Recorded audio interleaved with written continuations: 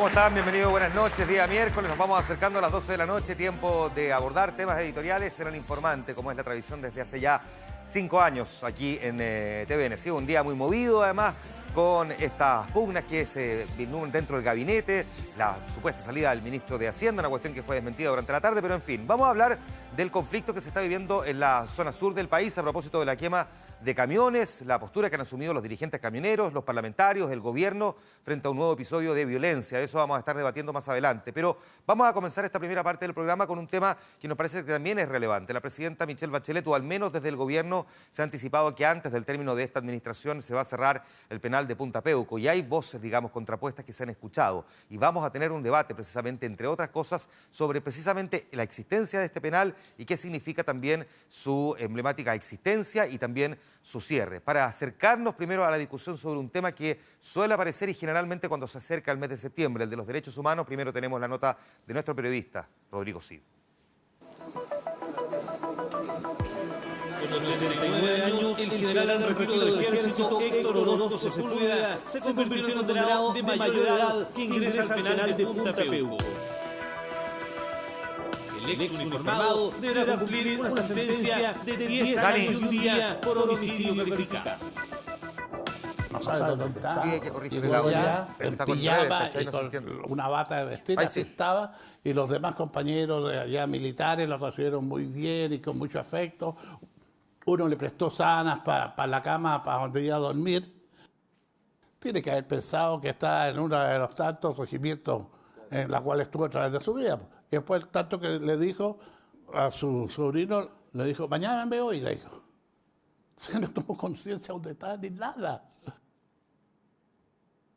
Hoy día nos volvemos a reunir para conversar sobre lo que será la nueva programación de Televisión Nacional. Director de Televisión Nacional y jefe de la Dirección de Inteligencia del Ejército, Orozco Sepúlveda fue sentenciado por crímenes cometidos en diciembre del 73 en San Felipe. El conocido doctor René Orozco asegura que su hermano padece de un grave deterioro cognitivo. Y si tú ves el informe en el cual se basa el juez, se basa que está sano mentalmente por un informe en enfermedades neurodegenerativas como son el Alzheimer, la demencia senil y qué sé yo, de 2013. Y estamos en 2017. Prefiero pensar que hay un error y no que hay postulaciones a cargos mayores o que el señor tiene alguna cosa personal. No quiero suponer esas cuestiones porque no me consta. La justicia rechazó un recurso de amparo presentado por la familia de Héctor Orozco y el retirado militar deberá permanecer en Punta Peuco hasta la realización de un nuevo peritaje psiquiátrico por parte del Servicio Médico Legal.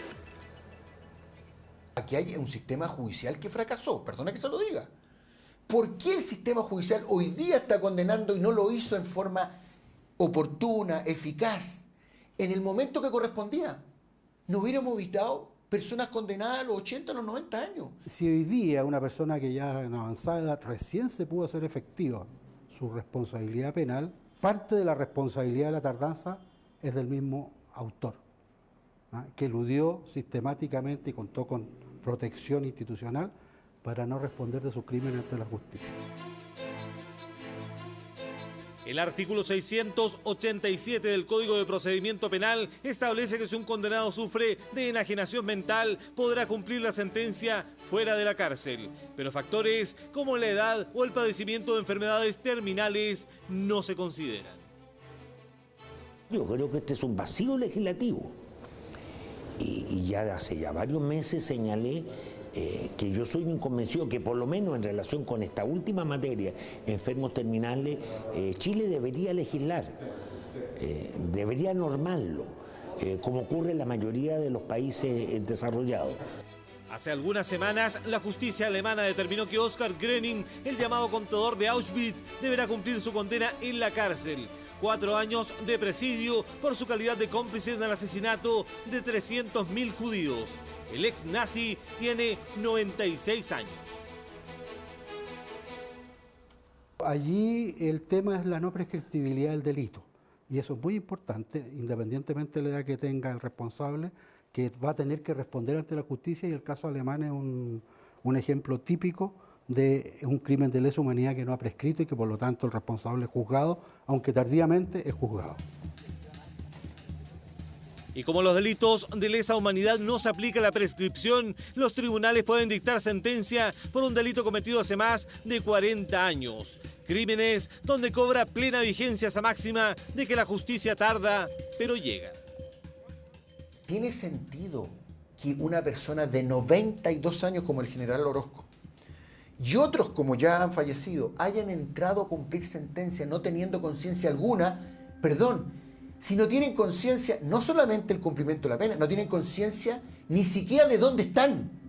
Entonces la pregunta es esa persona se le puede dar el derecho, y aquí hay un tema central, el derecho a morir con dignidad? Yo creo que una persona de 90 años, si está sana, está apta para cumplir una condena.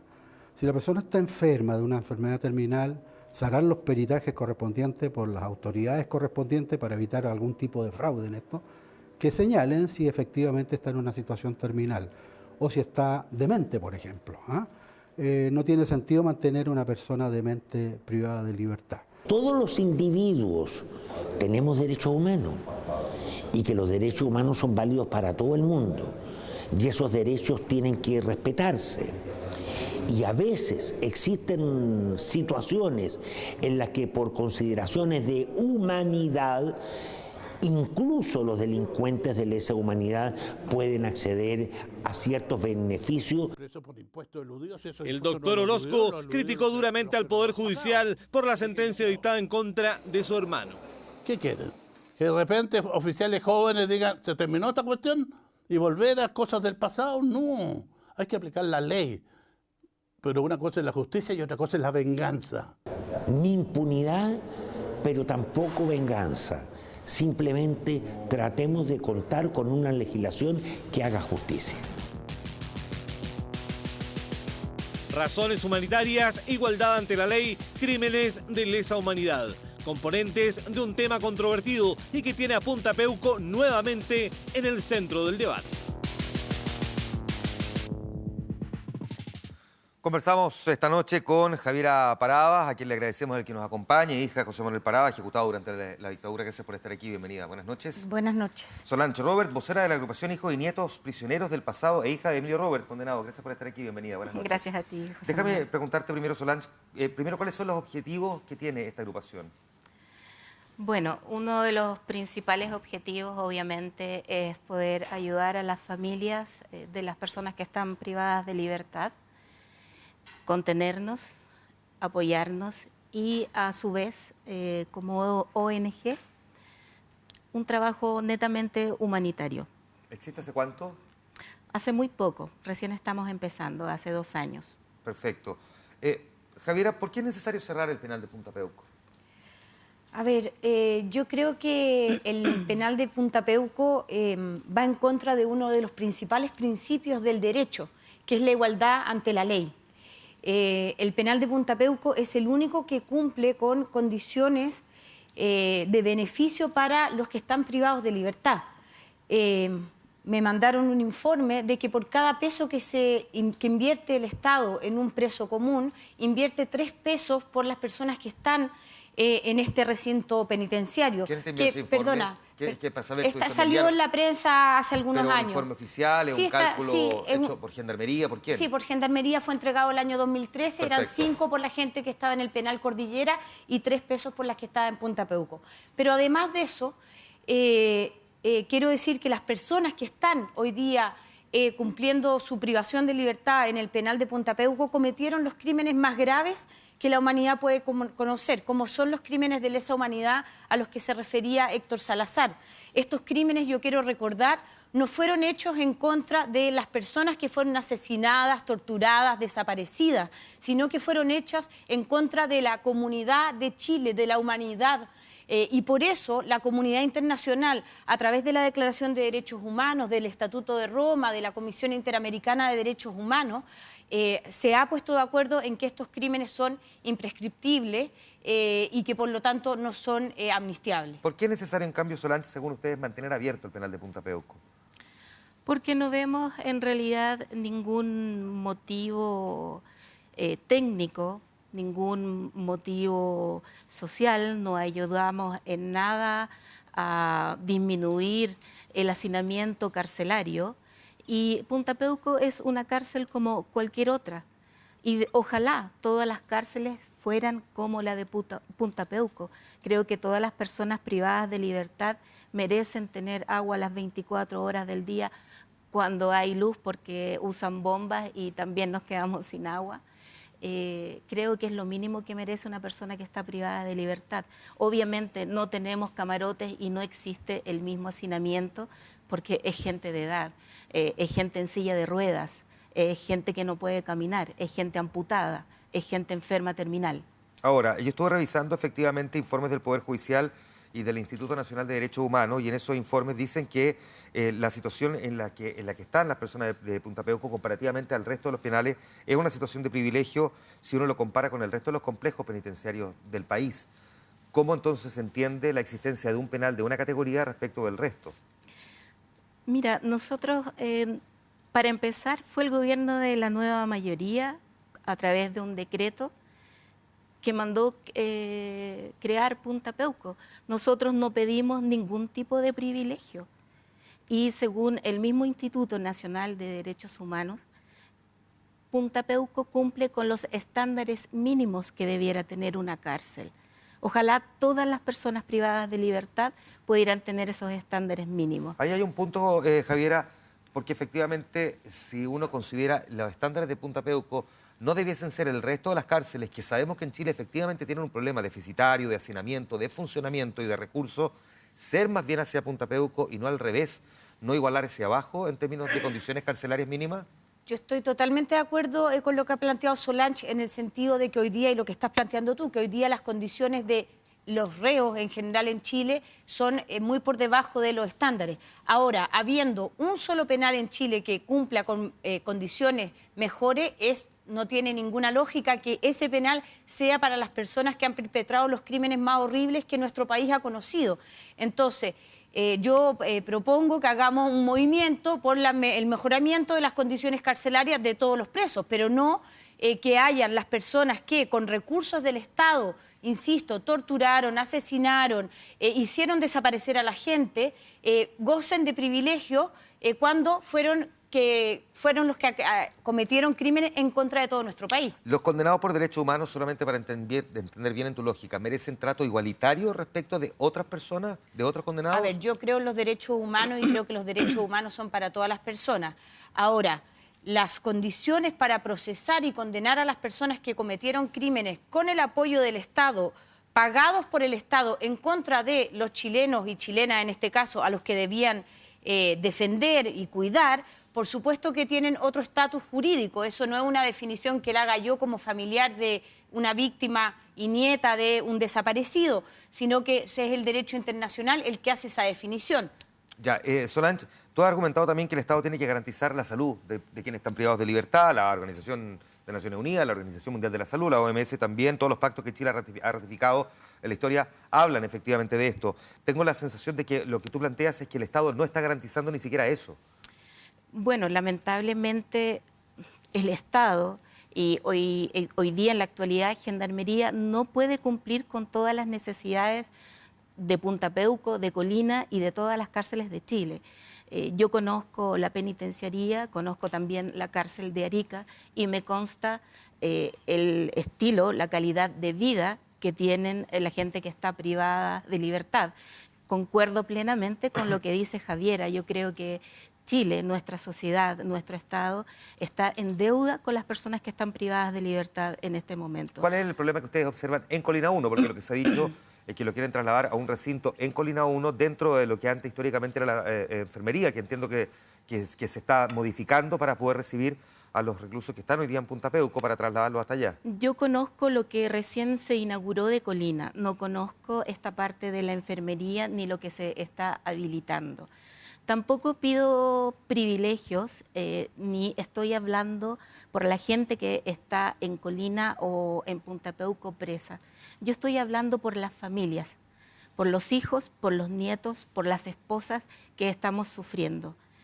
Porque no tenemos la culpa de lo que pasó hace 40 años. Yo ni siquiera lo recuerdo, tenía 3 años cuando ocurrió.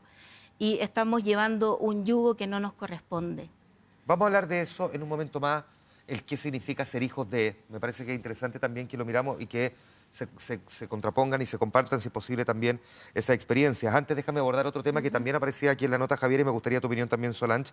¿Qué mirada tienes tú sobre quienes quieren velar, por decirlo de alguna manera, por los derechos humanos de las personas mayores que tienen algún tipo de grado de enfermedad muy avanzada, de enfermedad invalidante, de una enfermedad terminal? Sí, mira, yo antes de responderte eso quisiera, aprovechando que hoy día es el Día Internacional del Detenido Desaparecido, hacer mención a personas también mayores de 90 años, como la señora Carmen Vivanco, que tiene a su marido desaparecido, a 2 de sus hijos, a su nuera embarazada y que hasta el día de hoy lo sigue buscando. O como la señora Ana González de Recabarren, que también tiene 5 familiares desaparecidos y que ha pasado casi la mitad de su vida buscándolo. Entonces, yo creo que no podemos perder el foco de quiénes son las personas que están hoy día privadas de libertad en Punta Peuco. Yo creo que es lo más legítimo del mundo que una hija, una esposa, quiera velar por las buenas condiciones de vida de sus familiares privados de libertad. Y es totalmente legítimo que un ser humano quiera pelear porque así sea, ¿no? Pero quiero decir que las personas de las que estamos hablando le quitaron el derecho del debido proceso a miles de personas en Chile, le han quitado el derecho a tener vida a las personas que llevan 40 años buscando dónde están sus muertos. Nosotros, por ejemplo, a mi abuelo, que fue detenido el 15 de diciembre del año 76, recién lo pudimos enterrar y pudimos enterrar unos huesecitos que pudimos encontrar porque su cuerpo, después de enterrado, fue removido. Nosotros somos de alguna manera privilegiados dentro de los familiares de las víctimas de los derechos humanos porque supimos lo que pasó con mi padre y supimos lo que pasó con mi abuelo, que fue asesinado en un centro de exterminio llamado Simón Bolívar, donde no hay ningún ser humano que haya entrado como prisionero, que haya salido vivo. Entonces, creo que es importante que no perdamos el foco de las personas, del tipo de criminales de los que estamos hablando. Ya. Dicho eso, sí, te voy a responder. El derecho internacional y nuestro derecho nacional, como decía la nota, establece que para los casos en que haya pérdida de la salud mental, en los casos de más de 5 años de condena, se pueda llevar a esa persona a un lugar que sea un lugar especial para la gente que ha perdido la cabeza, ¿no? La salud mental. En los casos de enfermedades graves, lo que asegura nuestra ley y el derecho internacional es que todos los recintos penitenciarios deben cumplir con las condiciones para que estas personas reciban la atención médica que merecen.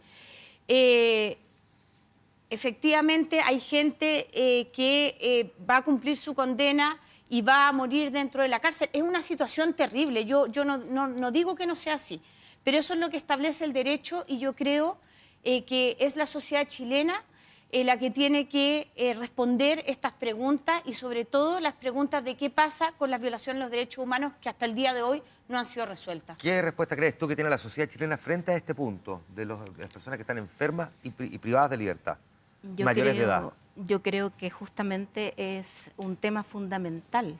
Yo creo que la sociedad, nuestro Chile, tiene que trabajar por mantener y por velar el tema de los derechos humanos y justamente nuestra agrupación es lo que está tratando de hacer.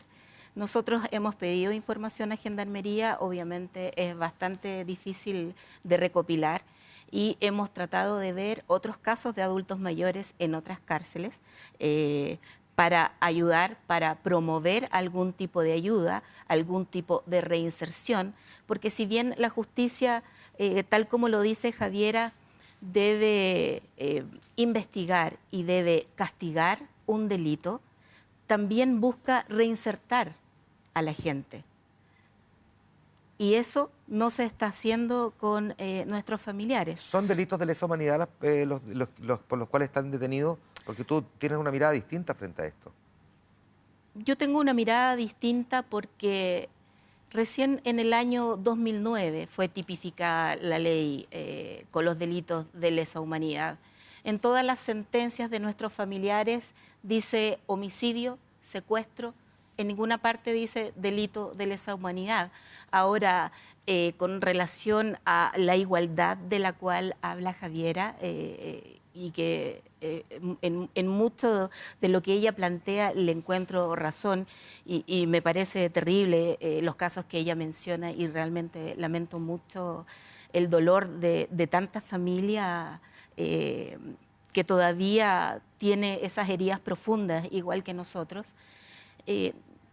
Creo que no hay igualdad desde el minuto en que tenemos dos leyes. O sea, algunos chilenos son juzgados por el Código Nuevo y otros por el Código Antiguo, cuando el Código Nuevo justamente fue cambiado, ¿no es cierto?, porque era una falta de derechos humanos para la gente que era juzgada. Entonces no entiendo esa desigualdad, para empezar. Y tampoco entiendo el tema que se habla de lesa humanidad cuando ninguna ley va hacia atrás, o sea, no es retroactiva, no hay retroactividad. Ya, que aquí hay un punto, porque esta ley del 2009, entiendo que era el artículo 44, la ley 20.373, si es que no me equivoco, pero que efectivamente establece el delito de lesa humanidad. Recuerda también en ese párrafo que las leyes no tienen retroactividad, digamos. Sí, pero el artículo 5 de la Constitución del año 80, promulgada bajo la dictadura cívico-militar, donde se perpetraron los crímenes, dicen que los convenios internacionales que Chile firma se convierten inmediatamente en ley de la República. Y a través del Tratado de Roma y, como digo, de otros tratados internacionales que Chile ha firmado libremente, esas leyes o esos tratados internacionales se han transformado en ley en Chile. Déjame preguntarte, Solange, que esto es un tema que también se pone mucho sobre la mesa, y aquí también pido tu mirada sobre este punto. ¿Sería diferente todo lo que se estaría viviendo hoy día, incluyendo las personas que están detenidas en penales como el de Punta Peuco, si hubiese existido mayor colaboración con la justicia para poder dar con el paradero de los detenidos desaparecidos y de los ejecutados políticos cuyos cuerpos tampoco han aparecido? Es que si no hubiera habido colaboración, Punta Peuco no estaría lleno, no estaríamos construyendo otra ala de Colina, no habrían ya... Pero Punta Peuco fue creado cuando fueron condenados Manuel Contreras y Pedro Espinosa por el caso Letelier. Fue creado. Claro, pero que no fueron precisamente quienes colaboraron con la justicia para esclarecer ese delito. Digamos Sí. que no significa necesariamente que la existencia de un penal o quienes estén dentro porque colaboraron con la justicia, sino que fueron sentenciados por su responsabilidad, que es diferente. Sí, Juan Manuel, pero desde ese tiempo a la fecha hay mucha gente que ha entrado, que ha sido enjuiciado, y hay más de 1.200 procesos todavía pendientes. Lamentablemente han pasado los años, la justicia está siendo tardía, está llegando en forma tardía, y la gente ha muerto. La gente que dio las órdenes, los generales de la época o los comandantes de esa época, están muertos. Y la gente que está detenida en Punta Peuco o en Colina es gente muy joven que no tenía que ver con los mandos. No saben lo que pasó, no estaban ahí. Tú has dicho que en los 70 quienes ingresaban a las Fuerzas Armadas eran adoctrinados de una determinada forma, que no se hablaba de derechos humanos, que ahí simplemente se respetaba la jerarquía, que no había cuestionamiento a lo que tu superior ordenaba, que ellos básicamente obedecieron. ¿Es una justificación como para explicar su accionar? Son épocas distintas. Hoy día nosotros tenemos incorporado el switch. Todos sabemos lo que son los derechos humanos y hay que dar gracias a Dios por eso. Tenemos sistemas que van a proteger justamente que haya un nunca más, que esto no vuelva a pasar. Tenemos sistemas a nivel nacional e internacional para que no vuelva a ocurrir lo que pasó en el 73 y que no hayan vulneraciones. Ya, lo que pasa es que en Punta Peuco también ha habido quienes no eran personas que recibían órdenes, sino que dieron órdenes. Estamos hablando de Iturriaga Neumann, del propio Espinosa, de Manuel Contreras, del exfiscal Torres Silva. Es decir, no solamente, como dices tú, personas que pudieron haber recibido órdenes en esa jerarquía donde los derechos humanos los 70 no figuraban, sino que también personas que pudieron haber, o sea, que dieron las órdenes según fallos de la justicia. Juan Manuel, en realidad yo no conozco de memoria todos los casos. Sí conozco a las familias, porque yo me preocupo de la parte familiar y de la parte humanitaria. Pero así como tú mencionas al general Iturriaga u otros nombres que tienes conocimiento porque has investigado sobre el tema, yo quisiera también mencionarte a los jóvenes que en ese minuto tenían 17 o 18 años, que algunos no sabían ni leer ni escribir, pero que el Estado de Chile obligó a hacer el servicio militar, porque la ley 2306 obliga a todo varón chileno a cumplir con su deber militar. Ellos no tenían nada que ver en el tema, eran el último eslabón de la cadena.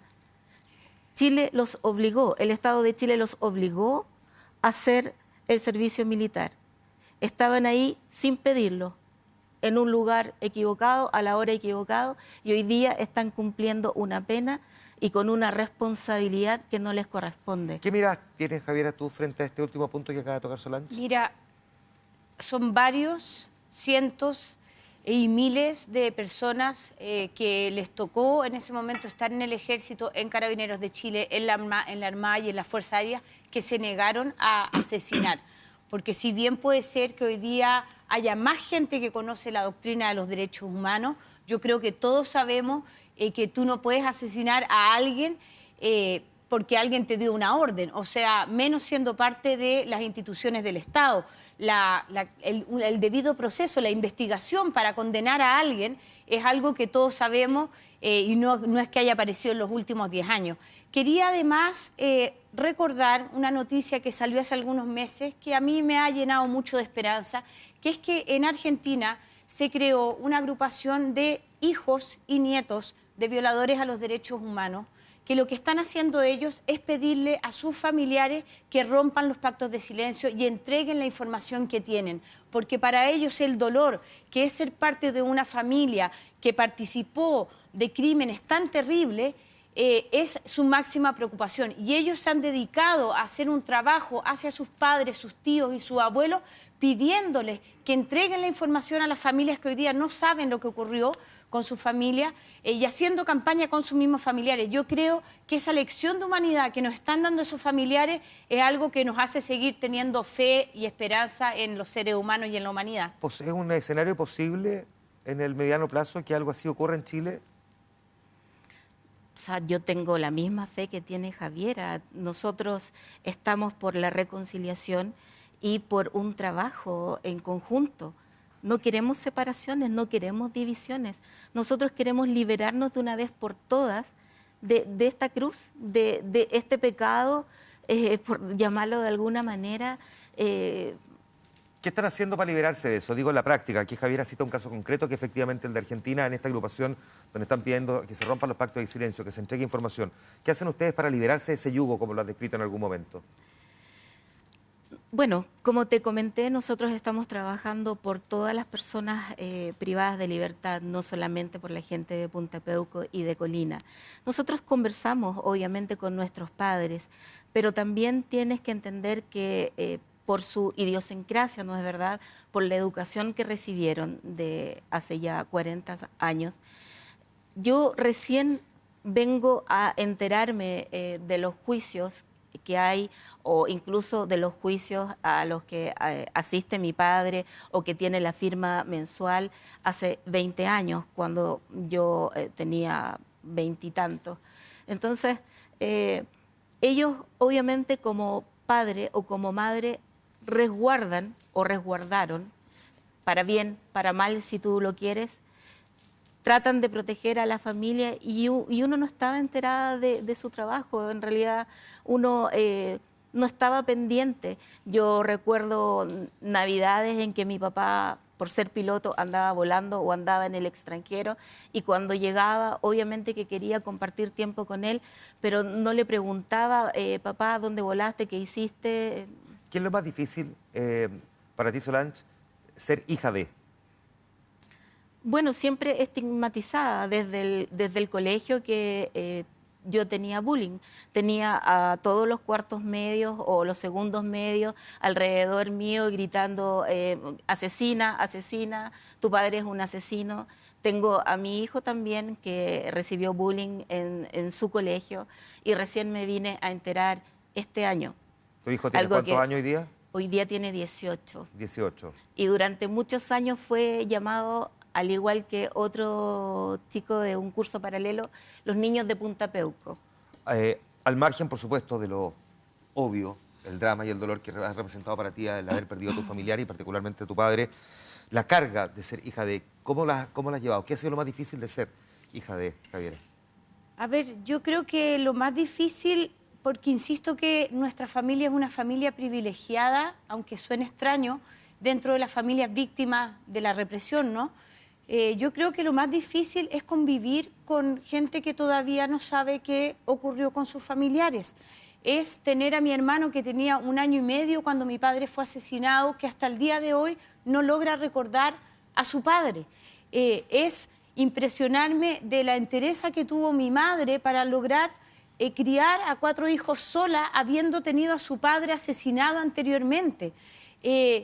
Convivir en un país donde existen los pactos de silencio, donde hoy día hay gente que tiene información todavía, donde están los huesos y los cuerpos de gente que hay familias que los siguen buscando, eso es lo más duro, y que esto haya contado de alguna manera con la complicidad de los medios de comunicación, como fueron el Mercurio y la Tercera, y de un sistema político que de alguna manera negoció esto y fue parte de la transición. Eso es muy doloroso para la gente que vivimos en carne propia la represión. ¿Crees que entonces se cierra el penal de Punta Peuco durante esta administración? Yo creo que la presidenta va a cumplir con su promesa, como lo dijo, y que vamos a avanzar en igualdad de derechos, que eso significa que nadie tenga privilegios. El abogado Raúl Mesa, quien veíamos recién en la nota de Rodrigo Cid, dice en cambio que van a presentar recursos y que van a hacer todo lo posible. ¿Crees que se va a lograr evitar el cierre de Punta Peuco? Juan Manuel, nosotros vamos a hacer todos los análisis que sean necesarios, obviamente. Y si hay que cerrar Punta Peuco, se tiene que cerrar.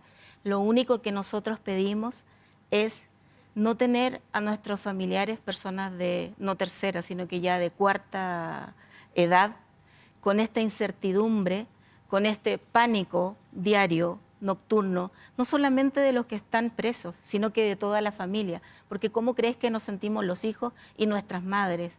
Nuestras madres en este proceso también han muerto, nuestras abuelas, nuestros hijos.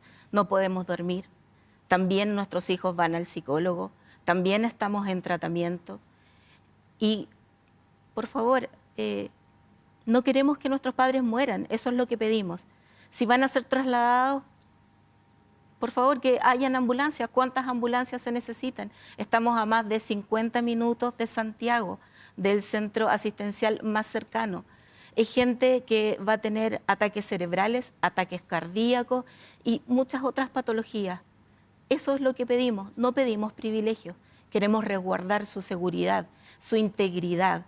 Además que no es un privilegio porque en todas las cárceles, en todos los mundos, en todo el mundo, perdón, existe segregación justamente para poder mantener la integridad de la gente que está privada de libertad. Perfecto. Si no, no estarían separados los delincuentes comunes, los violadores o la gente que es más peligrosa. Javiera, muchas gracias por haber estado conversando con nosotros al comienzo del Informante. Lo mismo, Solange, muchas gracias por haber estado aquí. Juan. Un aplauso para ambas invitadas en esta primera parte del programa. Muchísimas gracias.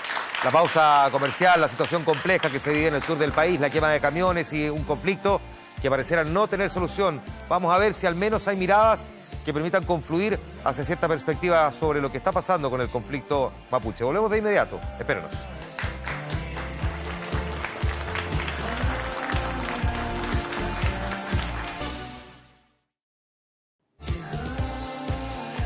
Ya estamos de regreso. Esto es El Informante por la televisión pública, por Televisión Nacional de Chile. Nuestro país amaneció el lunes en la mañana con una noticia dura proveniente del sur que genera preocupación, genera impacto y sobre todo un gran signo de interrogación. Esa incertidumbre que se cierne otra vez sobre cómo se soluciona un conflicto que lleva demasiado tiempo. Estas son las imágenes que dan pie al siguiente debate.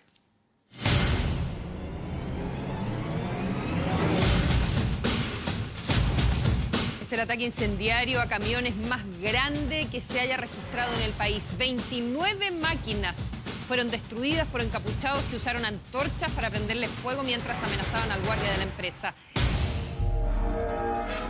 Yo creo de que los empresarios tienen también que hacerse cargo de, ¿no es cierto?, la responsabilidad o de los riesgos que generan sus actividades comerciales.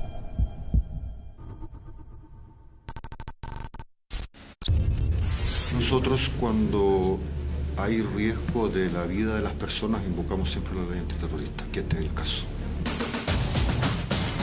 Vamos a combatir la violencia y no vamos a tolerar que grupos minoritarios echen por tierra el gran esfuerzo de todos los actores de las regiones del sur. Si en un plazo de 7 días el gobierno no implementa estas medidas, las bases nos han mandatado para que iniciemos una movilización nacional en las carreteras de Chile. Dura imagen, duro conflicto, una historia demasiado larga, quema de camiones que data desde principios de diciembre de 1997, donde se quemaron 3 camiones y que para muchos es el punto inicial de un episodio que se ha repetido demasiadas veces. ¿Por qué está pasando? Se lo vamos a conversar con nuestros invitados. Gabriel Silver, diputado de la Democracia Cristiana, bienvenido, buenas noches. ¿Cómo estás? Muchas gracias. Alberto Espina, senador de Renovación Nacional, Hola, buenas noches. Manuel? Y también nos acompaña Víctor Manuel Jorquera, presidente de Chile Transporte. Hola, Gracias por estar aquí. ¿Cuántos camiones les han quemado? A ver, lo que va del año, solo lo que va del año, se han quemado 89 camiones, de los cuales el 52% son parte de la Asociación Gremial de Chile Transporte, son de nuestros asociados. El problema está, creo yo, que cuando uno lo pasa a hablar de camiones, y yo quiero aquí detenerme un segundo, uno se olvida lo más importante. Detrás de cada camión, forestal al menos, hay 2,3 conductores, y detrás de cada conductor hay una familia. En promedio, la familia en Chile tienen 4 integrantes. O sea, pensemos en el volumen de personas que quedan finalmente sin fuente de ingreso, que quedan con temor, que dicen, pucha, ¿cómo voy a enfrentar el final de mes? ¿Ustedes interpretan que la quema de camiones busca exactamente qué? ¿Qué es lo que se pretende cuando les queman camiones? A mí me cuesta pensar o interpretar qué es lo que están pensando. Pero lo que sí puedo decir es que hay muchas familias que sufren con esto. Hay mucho temor, conductores que no pueden dormir tranquilos, conductores que finalmente terminan durmiendo con un ojo abierto, que no logran descansar. Gente que se pregunta, bueno, ¿me tocará a mí? ¿Seré yo el próximo? Yo creo que no nos ayuda como país. Ya. Nos encontramos en un escenario que no es nuevo, senador y diputado, pero lo que pareciera repetirse también casi a la par con este tipo de episodios es, y se invocar o no invocar, la ley antiterrorista. Déjeme preguntar, primero parto con usted, ¿por qué cuesta tanto ponerse de acuerdo frente a esto? ¿Es una disquisición semántica sobre si es una ley antigua o no, o es una disquisición ideológica? No, yo creo que lamentablemente es una discusión ideológica. La actual ley antiterrorista de nuestro país es dictada íntegramente en democracia.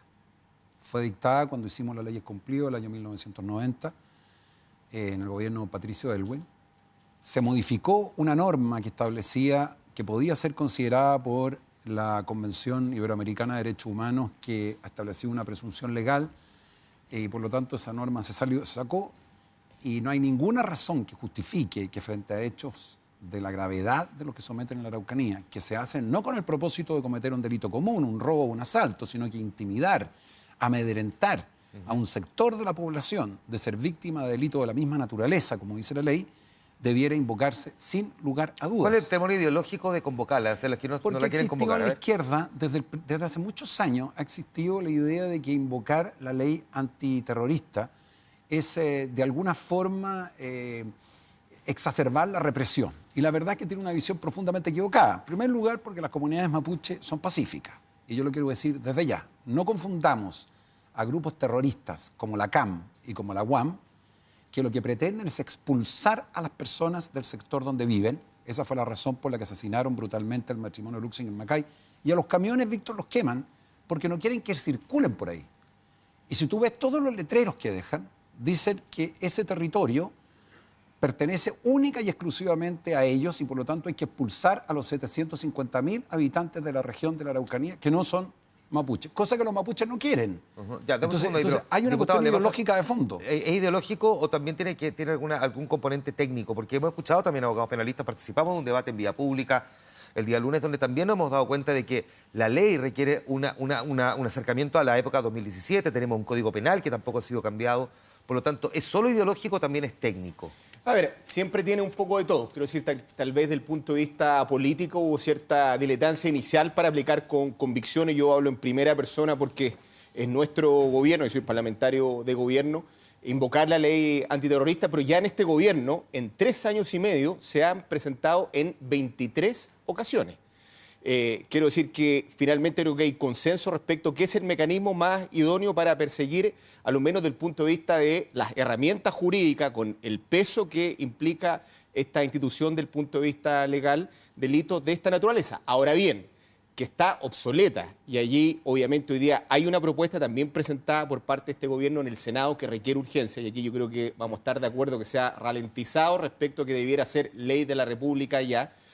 Una ley que está vetusta no solamente por el tema de la Araucanía, recordemos que hemos tenido terrorismo o actos terroristas en el Metro Santiago, lo que ocurrió también con el presidente ejecutivo de Codelco, Oscar Landerreche, que sufrió un atentado debido a una bomba de cierta sofisticación en su hogar en Santiago, no en la Araucanía. Por ejemplo, personas individuales, de acuerdo a nuestra legislación, no cometen delitos terroristas, cuando en el mundo está comprobado que pueden haber acciones terroristas asociadas a personas y no a grupos. Desde ese nivel, de ese estándar jurídico, claramente estamos al debe en esta materia. Ahora, sienten ustedes, porque se lo he escuchado decir en varias oportunidades, que el Parlamento también se ha retrasado o ha estado al debe en el trabajo que ustedes esperarían que se hiciera, que no es solamente una responsabilidad del gobierno de turno. Yo quiero ser enfático. O sea, primero, nosotros no culpamos ni a un gobierno, ni a uno ni al otro. Lo que nosotros queremos es trabajar tranquilos, poder trabajar, darle seguridad a nuestros trabajadores y poder desempeñar nuestra labor. Eso es lo primero que queremos nosotros. Ahora, ¿qué buscamos finalmente? Buenos resultados, que no nos quemen más camiones. Lo que yo me pregunto es que si lo que se ha venido haciendo hasta el día de hoy no logra tener resultados, yo creo que cabe de cajón que hay que cambiar la forma de hacer las cosas, hay que innovar, hay que hacer algo distinto. Y en ese contexto... ¿Ha visto más voluntad, sin embargo, de un gobierno que de otro? A ver, yo creo que en todos los gobiernos ha habido voluntad, dependiendo del tema. Por ejemplo, yo, y soy bien responsable en decirlo, en materias de delincuencia, con el subsecretario Mahmoud Alewi y su equipo, al igual que con el fiscal nacional, hemos tenido cierto avance. No es tan lejos, lejísimo de lo que queremos tener, pero hemos logrado combatir un poco la delincuencia en la carretera. No así en términos de quema de camiones. Nos siguen quemando los camiones, no hay ningún detenido, hay conductores que están terriblemente afectados, hay gente de esfuerzo, de trabajo, que no ve justo que le quemen su herramienta de trabajo. ¿Por qué el tema, senador, pareciera ser parte del paisaje hoy día? Se lo pregunto porque no aparece en los medios, salvo un episodio como este, digamos, donde es 29 camiones, pero si fueran 18 camiones, como fue hace 2 semanas, en realidad pasa colado, no es tema de discusión, la gente no está tan preocupada. ¿Por qué pareciera no ser parte de la agenda de discusión y del debate nacional en términos políticos, más allá de que haya o no en el Parlamento discusiones? ¿Por qué? ¿Cómo lo interpreta usted, que usted conoce la zona y que además recorre el resto del país, que tiene experiencia y olfato político y que conoce los medios? A ver, yo creo que particularmente a este gobierno, y te lo quiero decir derechamente, Gabriel, le ha faltado absolutamente voluntad política por enfrentar este tema. Ha sido de una negligencia inexcusable, y lo quiero decir con todas sus letras. Comenzó este gobierno diciendo que no iba a aplicar la ley antiterrorista. Yo no recuerdo un gobierno en la historia de Chile que renuncie por anticipado a una ley dictada en democracia. En segundo lugar... Esa palabra de Rodrigo Peñaliño, ¿no? Ministro de Interior. Si no, la presidenta. ¿O la presidenta? No, la presidenta dijo. De hecho, lo primero que hizo la presidenta en la Araucanía fue tomar 7 procesos que existían y retirar la acción antiterrorista porque ella estaba en la convicción que aquí no había ningún acto terrorista. Después incluso que había ocurrido en el gobierno anterior el asesinato del matrimonio Luxinger-Macay. Acto seguido presentaron la ley antiterrorista. Estamos hablando del año 2014. Y se presentaron 2 proyectos.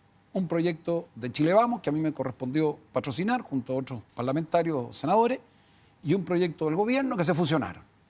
Desde el 2014 hasta ahora, el gobierno jamás se ha puesto en la urgencia de sacar adelante ese proyecto. Pero más grave aún, existía un proyecto anterior del presidente Piñera, que lo presenta el 2010, y que la nueva mayoría en el Senado no le da los votos para aprobarlo. En esa época, la concertación.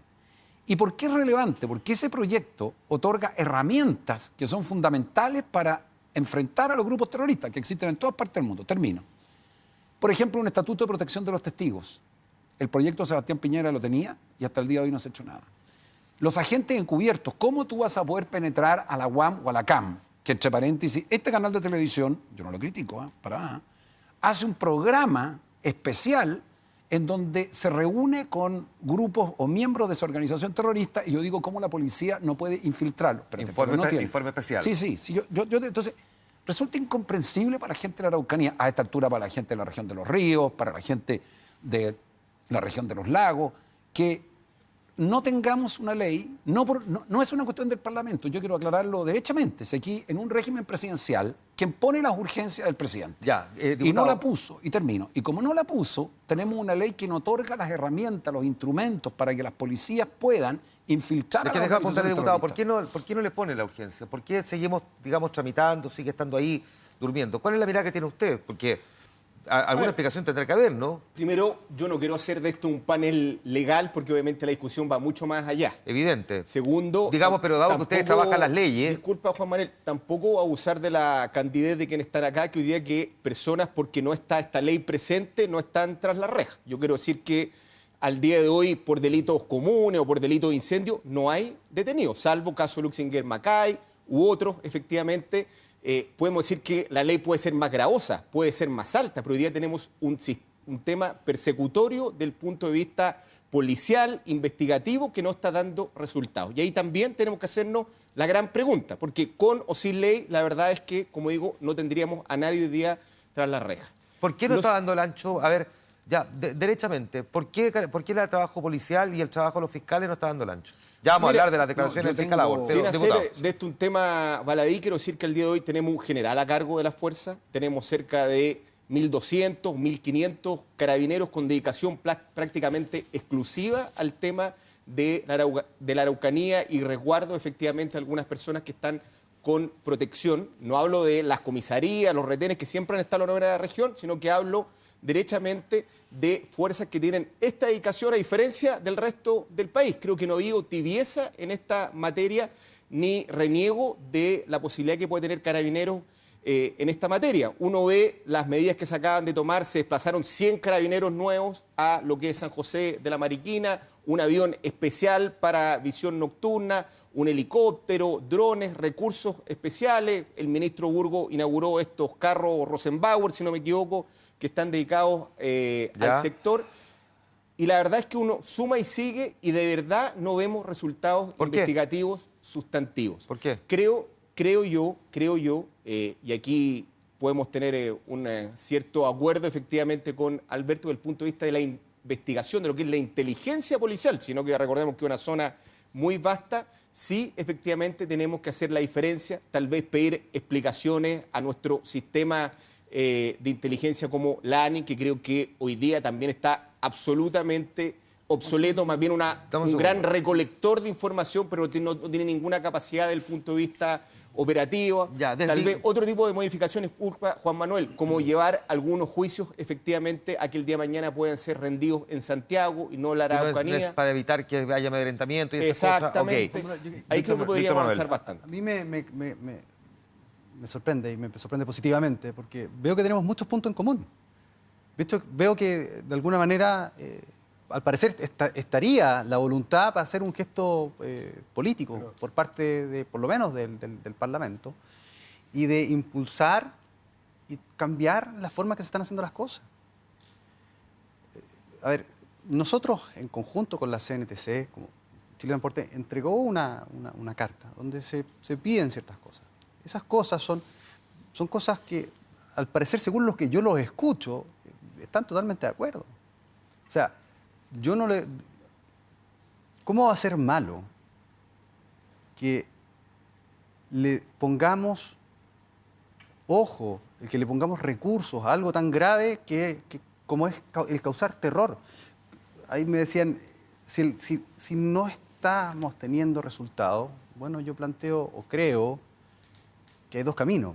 O cambiar, o sea, si seguimos haciendo lo mismo, por supuesto, vamos a tener los mismos resultados. Por lo tanto, hay que cambiar. Esa es una cosa. Lo cual yo creo que lo que propone tanto el senador como el diputado hace totalmente sentido. O sea, el de entregarle herramientas a la gente cubierto, yo creo que puede ayudar. Y es parte del petitorio.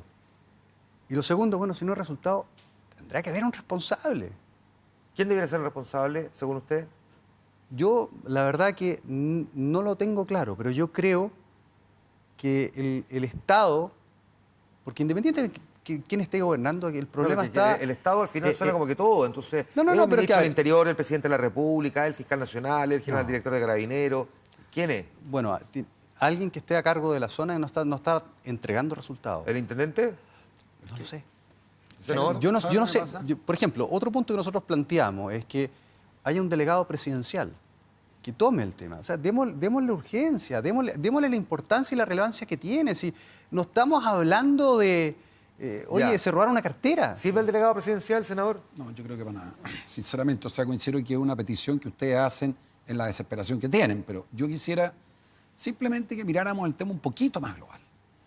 Mira, el conflicto de la Araucanía es un conflicto que se arrastra hace 100 años, que se ha agudizado particularmente en los últimos años. Este conflicto requiere una propuesta por la paz. Esa propuesta por la paz, creo que es quinta vez que yo vengo a algún programa contigo en la radio o en la televisión, la presentamos. Esta propuesta por la paz tiene el respaldo de más de 100 líderes mapuches, agricultores, parceleros y de 3 expresidentes de la República. El presidente Lago, el presidente Frey y el presidente Piñera. Por lo tanto, el camino a la paz social en la Araucanía existe. ¿A quién? Es falso que no exista. Pero para eso, ¿a quién le presentan la propuesta? Porque la propuesta es una proposición. No. A la presidenta Michelle Bachelet le entregué esta propuesta hace 3 años atrás, tuve una reunión 1 hora con ella, anotó cada uno de los puntos, declaró en favor de esta propuesta, declaró expresamente, dice, me parece extraordinariamente importante que hayan esfuerzos de parlamentarios que son de la zona de la Araucanía que puedan ir de la mano con los esfuerzos del gobierno y se pueda revisar. ¿Por qué te digo esto? Porque yo no quiero que los telespectadores piensen que este es un tema como tú partiste, señalando que no tiene solución, porque cuando uno va a la Araucanía o se topa en otras ciudades le dicen, es que esto no tiene arreglo. Eso no es verdad. Un gobierno con coraje, con liderazgo, con voluntad política, por supuesto que le va a ser difícil, pero va a tener solución. ¿Por qué no lo solucionó Piñera? Sebastián Piñera, te voy a explicar lo siguiente. Sebastián Piñera avanzó muchísimo en una de las áreas de la propuesta por la paz, que fue todo lo que el desarrollo económico y social de la región tuvo. Nunca en el gobierno de Sebastián Piñera se habían generado más empleo, que ayuda a la paz, 80.000 puestos de trabajo. Nunca se habían creado más proyectos de desarrollo territorial indígena, 20.000 familias mapuches pudieron tener acceso a esos proyectos. Y nunca se había puesto en práctica el área de desarrollo territorial indígena, que significó que en la zona de Ercilla, de las 33 comunidades, a lo menos 27 trabajaran con Juan Carlos Curinao para que ellos pudieran tener autonomía. ¿No? La ADI, Área de Desarrollo Indígena. El Área de Desarrollo Indígena, claro. Pero déjame terminar. Entonces, lo que pasa es que cuando tú te enfocas solo en el tema de la violencia, está bien, porque es lo urgente, lo necesario, y no hay paz sin enfrentar a la violencia, pero mira, con decisión, con absoluta convicción. Y paralelamente esto es como un tren que tiene 2 rieles. Uno es avanzar en enfrentar a los grupos terroristas con todo el peso de la ley. Y ahí comparto contigo que hay fallas de inteligencia, no cabe duda que hay fallas de inteligencia, menos mal que no son los argentinos los que vienen para acá, porque se habrían tomado la Araucanía. Te digo, hay fallas sin duda de inteligencia, hay obviamente fallas de parte de la voluntad política de sacar leyes. Dime una cosa, Gabriel, ¿cuánto nos demoramos en sacar el control preventivo de identidad? Hubo acuerdo entre nosotros y sacó adelante. Pero un momento, fue un acuerdo entre algunos de ustedes, liderados por Walker, por ti y por otros. Si esa norma hubiese estado vigente cuando se presentó en su oportunidad por el presidente Piñera, y te lo digo con franqueza, habríamos tenido 4 años de ventaja en la lucha contra el terrorismo, porque permite realmente hacer controles preventivos. Déjame... Es que tengo que ir a la pausa y tengo que pedir la palabra al diputado. Déjeme ponerle pausa, y es que no quiero apurarlo en la respuesta, porque no sirve el debate apurado, prefiero que pagamos la pausa, volvemos y seguimos conversando. Volvemos al tiro para ver cómo solucionamos el conflicto que se vive en el sur.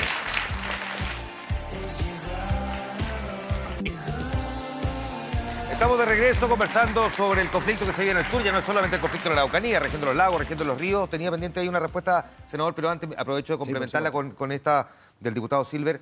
Esto es además de una situación de precariedad o de pobreza, las estadísticas no mienten aquí, las poblaciones indígenas son más pobres que el resto del país, tienen menos años de escolaridad, tienen menos acceso a bienes y servicios, a servicios básicos. Corrigiendo por una parte este problema, que es lo que dice el senador Espina, ¿se resuelve al mismo tiempo también devolviendo tierras o no necesariamente? Porque hay quienes tienen también miradas bastante antagónicas sobre este punto. A ver, yo creo que aquí una solución por sí sola no es condición suficiente para acabar el día siguiente el conflicto. Creo que todos estamos meridianamente de acuerdo en aquello. Segundo, jibarizarlo al tema policial o de seguridad también es candidez del punto de vista de que hay obviamente demandas endémicas que pasan mucho más allá por el tema simplemente de que es una comuna postergada en términos de oportunidades, pobreza, requiere inversión pública, pero yo también creo que hay que hacerse cargo del tema del reconocimiento constitucional del mundo indígena, del tema del ministerio, en este caso, que tenga una institucionalidad distinta al tema de la CONADI. Creo que necesitamos, obviamente, otro estándar efectivamente que esté a la altura del conflicto. Y eso, y aquí yo, Alberto, estaba pensando el tema del delegado presidencial, creo que es un tema también para darle una vuelta respecto a lo que le plantea el petitorio. No como lo plantea el petitorio, está hablando, me lo leí atentamente, está en el punto 1.e, porque lo dice exclusivamente para el tema de los camiones. Creo que el tema de la seguridad es mucho más amplio, pero tener hoy día un intendente o el día de mañana un gobernador regional que esté dedicado al tema de la inversión, al tema de vivienda u otros temas que asumen los gobernadores o los intendentes y que de manera simultánea esté sobreexigido por un tema de la envergadura que requiere responsabilidad desde el punto de vista sectorial, nacional, de manera simultánea, creo que es tal vez para dar una vuelta a tener una persona que tenga un empoderamiento mayor, que represente al tema del presidente de la República. Lo segundo, Alberto, señalar que creo que, no quiero comparar, pero creo que hay un germen de cierta sofisticación de estos grupos que demandan un acuerdo social, incluso si quiere político, de mayor dimensión entre nosotros. Tú lo señalaste, el tema de la agenda corta en materia de seguridad ciudadana. Si finalmente hubiésemos entendido que este es un tema ideológico entre nosotros, hemos terminado 3, 4 años más discutiendo. Hubo cierto nivel de concertación, no quiero decirlo desde el punto de vista político, pero entender que esto es el track, nuestra carta de navegación en esta materia. Esta es nuestra cartografía básica. En el resto nunca vamos a tener una identidad de pensamiento en términos enciclopédicos, pero creo que esto es mucho más allá que un gobierno, porque ustedes tienen una propuesta. La presidenta convocó a esta comisión asesora que llevó adelante Monseñor Vargas, pero esto de un gobierno cada 4 años, cambiar obviamente las propuestas, creo que al final del día no es estructural, dado la dimensión de los problemas, lo que ocurre en la Araucanía. Esa es una crítica que se escucha decir muy comúnmente en la zona, que el gobierno es asistencialista, que el gobierno cada 4 años va cambiando de política, cada quien quiere dejar su impronta, su sello, cada intendente que llega también al lugar quiere hacer su propia propuesta y en el fondo erigirse como el que logró brindarle una solución. Pero al mismo tiempo usted observa aquí al frente que tiene parlamentarios de colores políticos distintos. No vamos a decir que son muy antagónicos, digamos, pero son de colores políticos distintos, de coaliciones distintas, que parecieron estar más o menos en la misma línea. ¿Cómo lo entienden entonces cuando pareciera que hay más coincidencia que diferencia y al mismo tiempo esto pareciera eternizarse? A ver, yo creo que si nos quedamos pegados en el pasado, en que yo dije, es que el otro dije, mi propuesta, no, es que la otra propuesta, yo creo que aquí lo importante es avanzar. Yo creo que tienen ustedes, los políticos, tienen hoy día en sus manos una tremenda oportunidad. Una tremenda oportunidad. Y nosotros, los chilenos, los que trabajamos, los que tratamos de mover a este país, estamos confiando en ustedes. Y hoy día les hacemos un llamado de ayuda. Por favor, ayúdennos a que no nos sigan quemando camiones. Por favor, ayúdennos a que nuestros trabajadores puedan trabajar tranquilos. Por favor, ayúdennos a seguir construyendo este país. No podemos dividir el país en dos. ¿Somos un solo país o somos dos? Yo entiendo que somos un país. Entonces, la visión, lo que nosotros los chilenos esperamos, o por lo menos eso es la visión que tengo yo, es que nos ayuden a resolver este problema. Nosotros no podemos resolver este problema. ¿Ustedes saben, tienen sospecha de quiénes están detrás de estos atentados? No, yo creo que sería irresponsable apuntar con el dedo a alguien. Lo que sí te puedo decir es que es preocupante porque ¿qué pasa si hubiesen habido conductores durmiendo al interior de las cabinas? Yo no creo que hayan tocado la puerta, había abierto, ¿hay alguien? ¿No? Y esto, un camión se quema en cosa de minutos. O sea, yo lo encuentro terrible, terrible, porque son 320 personas, al final si uno suma las familias de los conductores, qué sé yo, son 320 personas en lo que va del año que han visto quemada la fuente de ingreso familiar. ¿Cuánto ha contribuido, senador, el que en esta zona, particularmente en la región de la Araucanía, desde la década del 90 en adelante, al mismo tiempo, se hayan desarrollado proyectos de inversión sin la sensibilidad en entender lo que para las comunidades locales impactaba? Estoy hablando de la central Ralco, en el Alto Biobío, que ha sido profundamente cuestionada por la inundación de terrenos, que para las comunidades era muy importante, la plantación de forestales de grandes cantidades de pinos y de eucaliptos que han contaminado, dicen ellos, con fertilizantes, utilizando una gran cantidad de agua, volviendo a la tierra muy ácida, por lo tanto dificultando la posibilidad de plantación, de que los hayan ido corriendo, de que las grandes transnacionales que se instalaron no los contrataron a ellos, sino que a otros.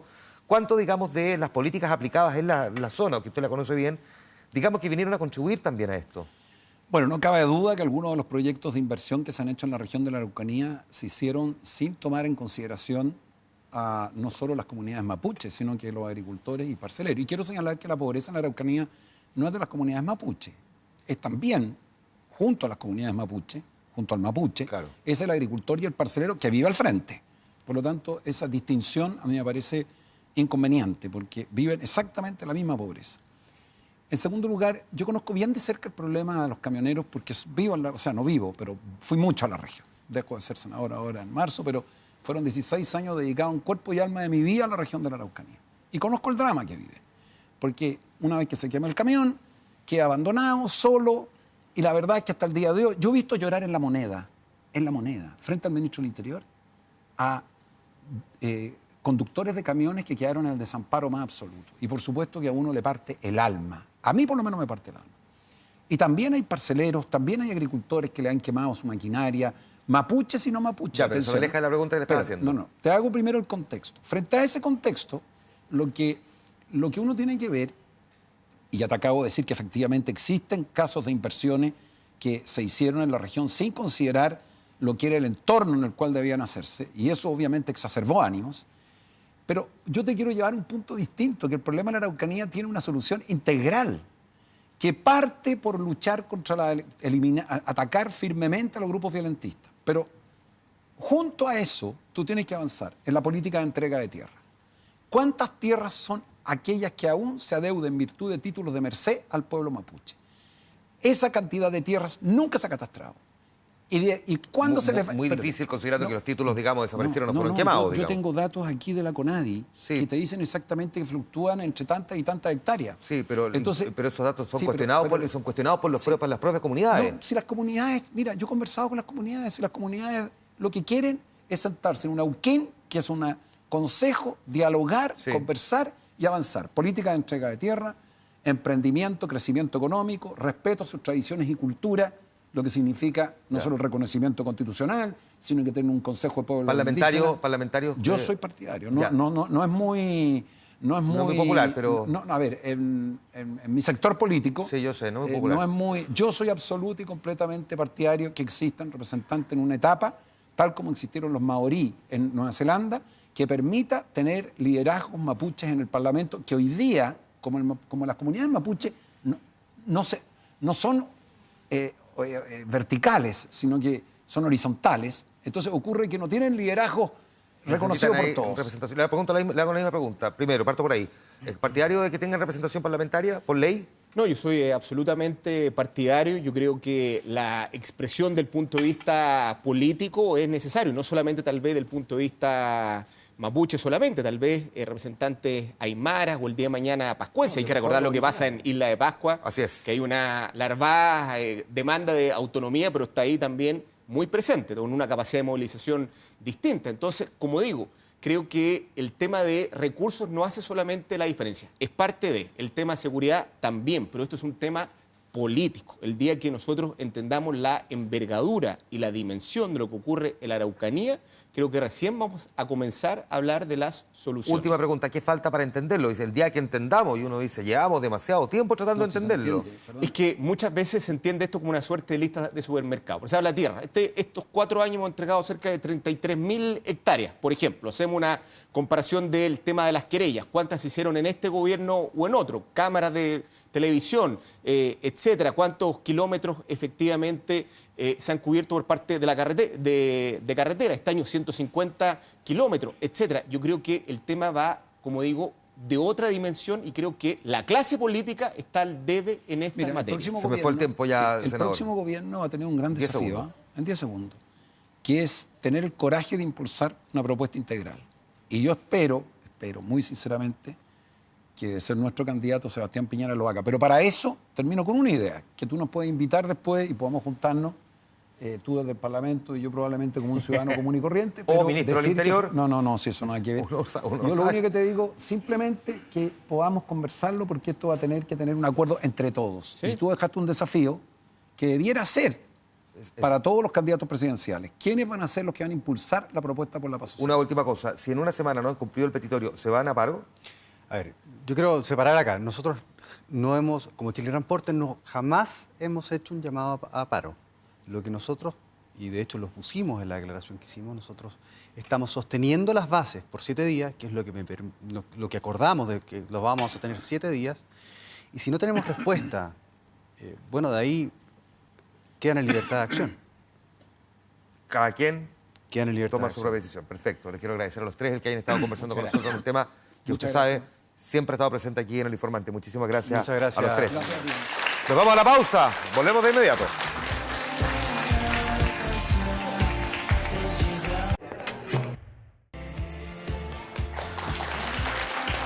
Terminamos. Les queremos agradecerles que nos haya acompañado en este capítulo del Informante, que va a estar disponible en breve en nuestro portal 24horas.cl y también en tvn.cl. Nos vamos viendo durante la semana y nos encontramos el próximo miércoles. Gracias al público también, a la música de Fernando Milagros, y ustedes descansen. Buenas noches.